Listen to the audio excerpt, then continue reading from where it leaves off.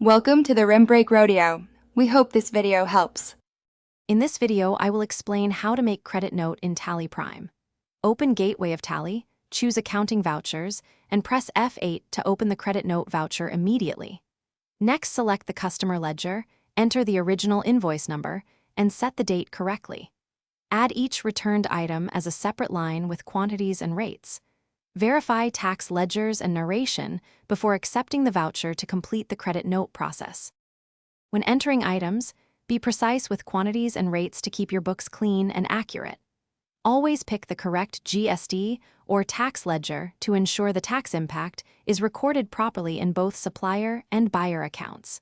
If you apply discounts or round-offs, check the taxable value again to avoid posting errors. Take a moment to read the narration field so the reason for the credit is clear. After item entry, adjust accounts using contra or relevant adjustment ledgers when offsetting advances or deposits. Always preview the ledger impact in display ledger or trial balance so you can confirm balances updated correctly. Recheck party details, invoice references, and taxes before accepting the voucher.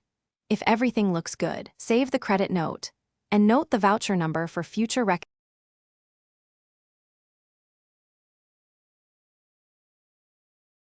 Thanks for watching. Consider subscribing if we helped you.